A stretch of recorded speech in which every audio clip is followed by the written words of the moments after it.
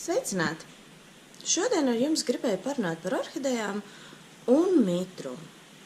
Kā jūs zināt, orhidejas ir pārsvarā tropisks augs, un līdz ar to viņai tomēr ir nepieciešams gaisā arī mitrums.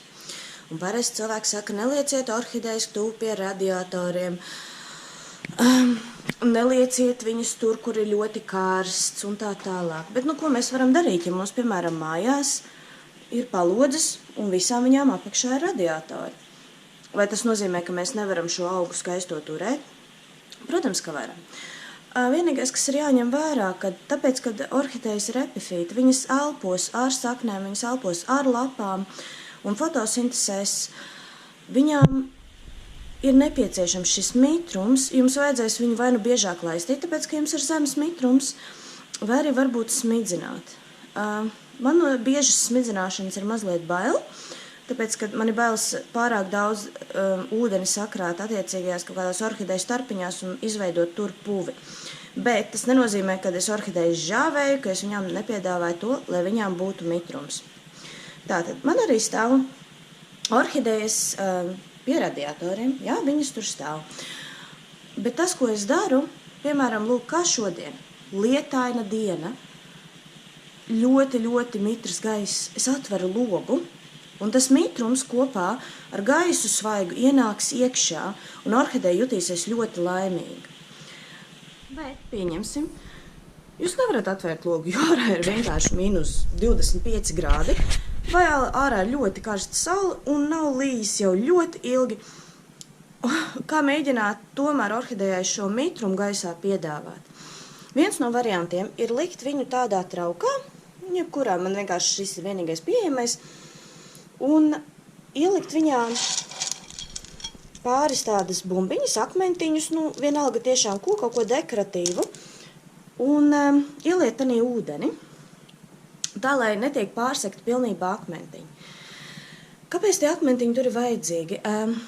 Tā visa ir augstākā fizika, par kuru es neesmu galīgi profesionāls, bet ideja ir tāda, ka, ja jūs noliktu vienkārši ūdens glāzi, mitrums tik ļoti neizplatītos pa gaisu no šīs glāzes, tāpēc, kad, kā izrādās, šķidrumiem ir tāda lieta kā virsmas spraigums, kas nozīmē, jo vairāk tur to šķidro molekulu vienādo ir kopā, jo grūtāk viņu ir salauzt. Un tāpēc cilvēki liek akmentiņus, lai ūdens virsma tiek lausta, un tas nozīmē, ka viņi izgaros labāk. Un es tiešām varu teikt, ka man šis trauks ir bijis nedēļu, un viņš reāli izgarojas vismaz litru ūdens. Tas nozīmē, ka tas viss ir nonācis gaisā, nonācis atmosfērā, un orhideja jūtās labāk. Pārsvarā visām orhidejām ir nepieciešama gaisa mitrums no 40% uz augšu. Ir pāris izņēmumi, kā piemēram mazdevālijas, vandas, drakulas, kurām ir vajadzīgs ļoti augsts mitrums, kas ir apmēram pie 80%, un ļoti grūti to ir radīt mājas apstākļos. Līdz ar to pārsvarā cilvēki šīs orhidejas neiegādājās, bet arī tas ir iespējams. Iesaku, ja jums gribās pievērsties tam tā nopietnāk, iesaku nopirkt šādu lietu. Tā ir temperatūra un gaisa mitrums. Šodien gaisa mitrums, tikai tāpēc, ka man stāv vaļā logs, ir 83%. Tas ir viss, ko ir radījis lietus. Tāpēc, ka katru reizi, kad jums ir lietus, atveriet logu. Nebaidieties par to, ka gaiss būs pārāk mitrs un jums sāksies puve. Puves sākās tad, ja ir mitrs gaiss un nav nekādas ventilācijas.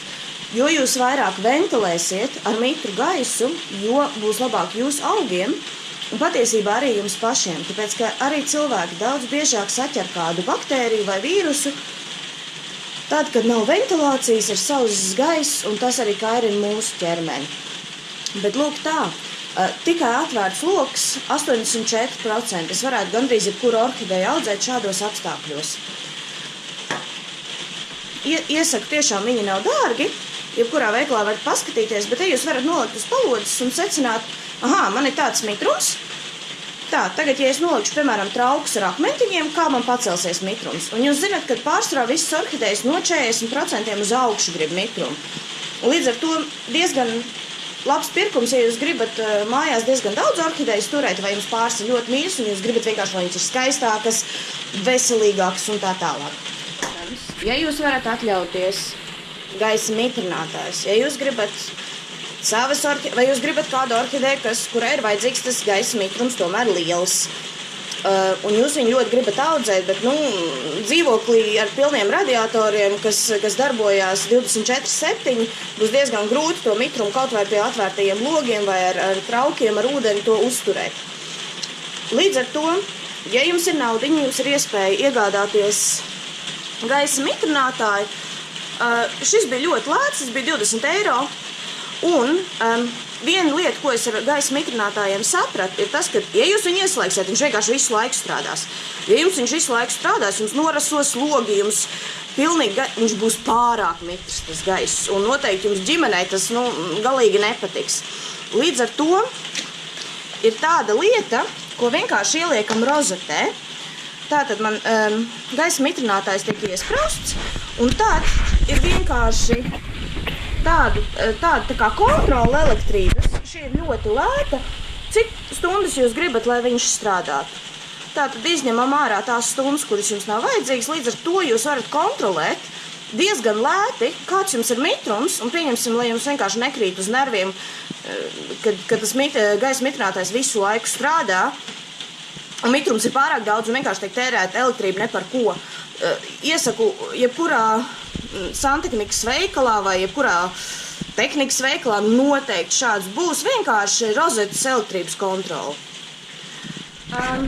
Tas, ko jūs varat darīt, ir audzēt orhidejas uz palodzes virtuvē, jo tur būs dabīgs mitrums, tāpēc, ka jūs kaut ko vārat, jūs kaut ko gatavojat, ir tvaiki.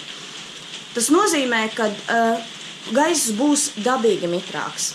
Ļoti daudz cilvēku tur orhidejas vannas istabās ļoti veiksmīgi, tāpēc, ka tur jūs ejat vannā, jūs ejat dušā, tur ir silts, mitrs, un pārsvarā cilvēki pēc dušas vai vannas atver logu, līdz ar to ir arī tas svaigā gaisa plūsma. Jo tas, kas ir jāsaprot, jo augstāks jums būs mitrums, jo vairāk jums ir jāventilē. Tāpēc, ka tikai dēļ mitruma neveidojās puvis. Puvis veidojās dēļ mitruma un zemes ventilācijas. Es turu pārsvarā savā audzēšanas telpā man ir mitrums pāri 70% un ir jāventilē visu laiku. Un man nav bijusi problēma ne ar pūvi, ne ar ko citu, bet ir vajadzīgs šis svaigais gaiss. Iznesiet tās savas skaistulas siltā, lietainā vasaras dienā vienkārši ārā. Tas ir viena no labākajiem variantiem, ko jūs varat orhidejai dot, ja jums ir tāda iespēja. Jebkuru orhideju vienkārši iznesiet ārā svaigā lietū. Pirmkārt, viņai pacelsies mitrums, viņai noskalosies visas lapas, izskalosies podiņš, un no podiņa izskalosies viss cietais ūdens, kas jums ir krānā, ja jūs laistat ar krānu ūdeni. Lietus ūdens maigais izskalos visu, kas no podiņa ir ārā, un orhideja vienkārši jutīsies kā tropiskajā mežā. Vasarā tiešām līst lietus, nesiet orhidejas ārā. Jums viņas nebūs jātīra pašiem, nekas nebūs jādara. Lietus to visu izdarīs jūsu vietā, un orhidejas būs vienkārši sajūsmā.